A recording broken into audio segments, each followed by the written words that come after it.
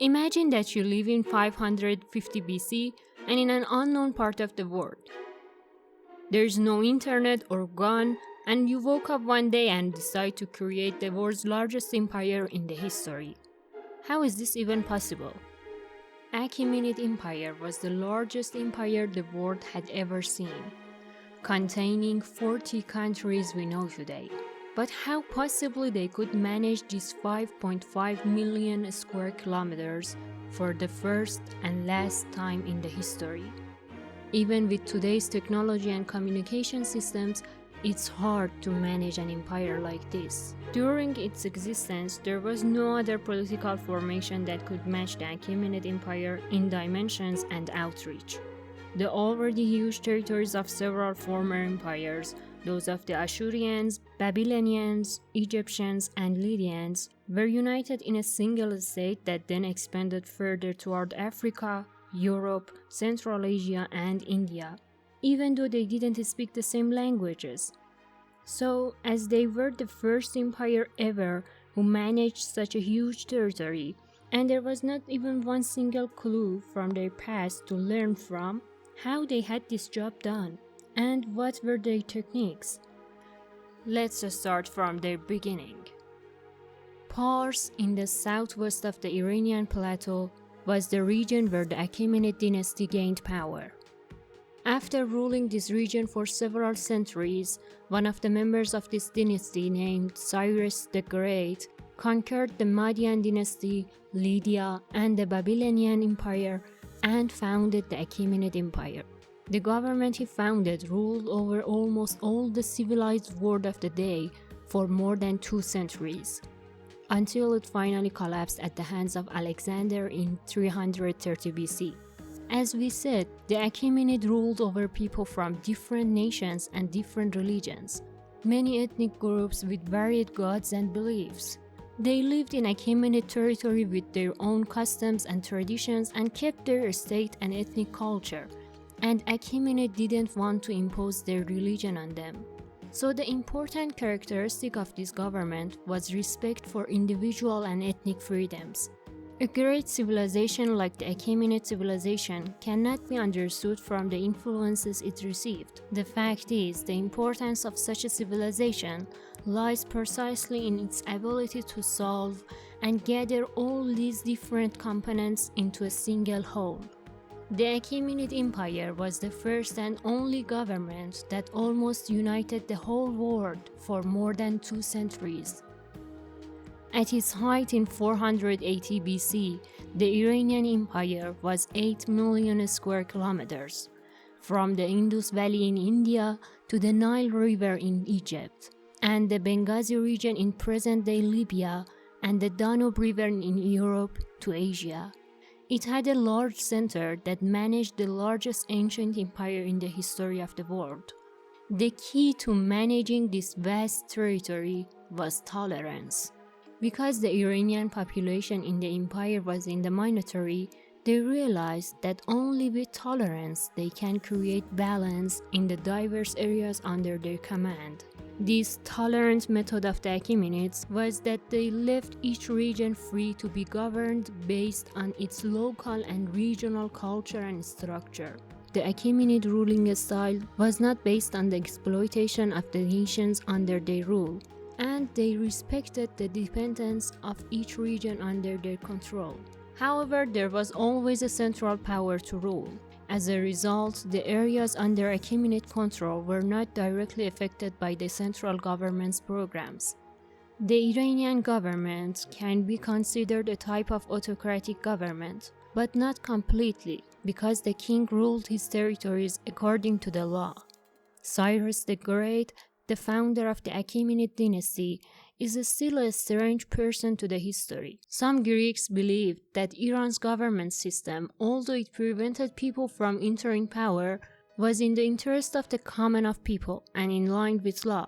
Perhaps the tolerance in the Achaemenid dynasty was not one of the Western type of humanism, but the tolerance of Iranian was an intelligent tool of power for ruling a large number of people, which is invented by Cyrus, a large number of people who they had different culture, language, religion, and customs. and this much tolerance was not a common thing between other countries back then. However, ruling this large territory wasn't cheap. Achaemenid created an orderly and stable tax system that was adjusted for each district based on their productivity, talent, and economic potential of them. For example, Babylon with the highest amount was obligated to provide a large number of goods, 1,000 talents of silver and 4 months of food for the army. India, known for its legendary gold, also paid the highest amount of cash taxes. Egypt was also famous for its fertility and products. Therefore, they paid with their agricultural products. Later, the Roman Empire also used Egypt in this way too.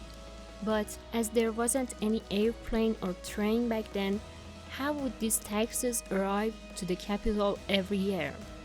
Or how would they send a letter to fix appointments and other things?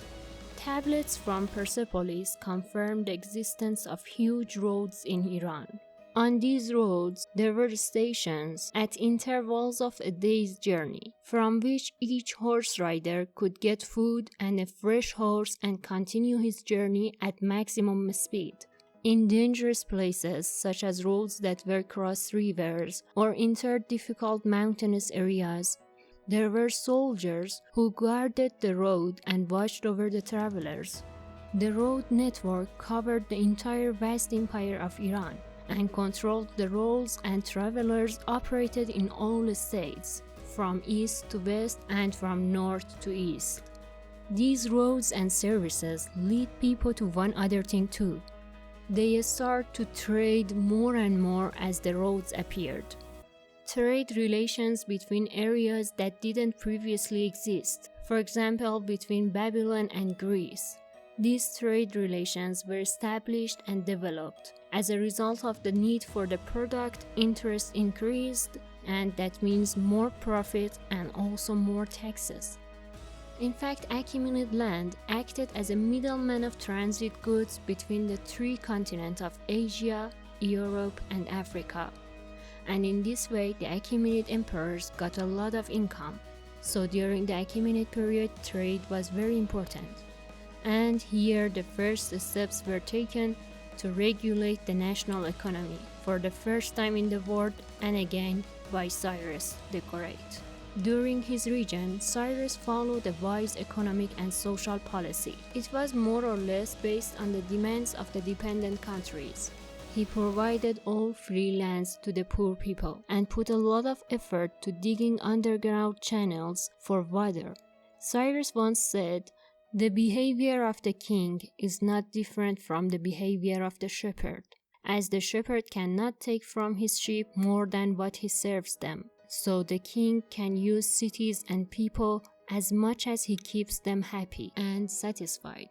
From his public behavior and policy, it's clear that he considered the consolidation and stabilization of his kingdom to ensure the happiness of the people. He was less interested in imposing taxes on his dependent countries. Even during the conquest of the country, he wasn't a fan of killing, but also respected the beliefs of the people and returned what they had stolen from the defeated countries. Another interesting thing about the Achaemenians is their technology. Ancient Iranians learned from the cultures around them and took ideas from them, and sometimes they improved them to be better than what they were. For example, at that time, astronomy was mixed with the use of the position of the planets to predict the future. The Babylonians began to record the movement of the moon and planets. During the Achaemenid rule, they were skilled astronomers. Tracking the movement of the sun and moon helped astronomers create the calendar. The Iranian calendar during the Achaemenid period had 12 months. They also used a second calendar which was based on Zoroastrian teachings. Zoroastrian was a holy person who created the Zoroastrian religion.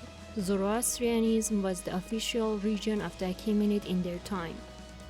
The later version of this calendar used the names of gods and holy objects instead of numbers to show the different days of the month. Iranians also focused on improving irrigation technology. This irrigation included underground water channels called qanat. Achaemenids also built large dams to control the flow of water for human use. These dams were made of soil and stone and stored water for irrigation at certain times of the year when there was a lot of rain. Another important feature of the Achaemenids was the position of women in their time.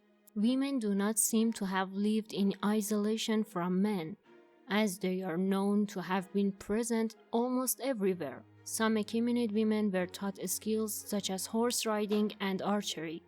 There is evidences of women being employed as free laborers in Persepolis, where they worked alongside men. Women could be recognized and hired as leaders of their workforces, who were then paid even more than male workers.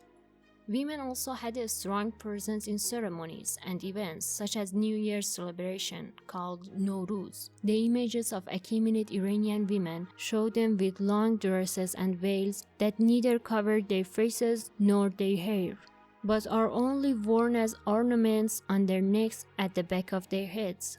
Unlike the women who lived with them in Greece at the same time, and could not own lands or houses or express a public opinion, Iranian women were owners at that time, and in some positions they managed many tasks in the society.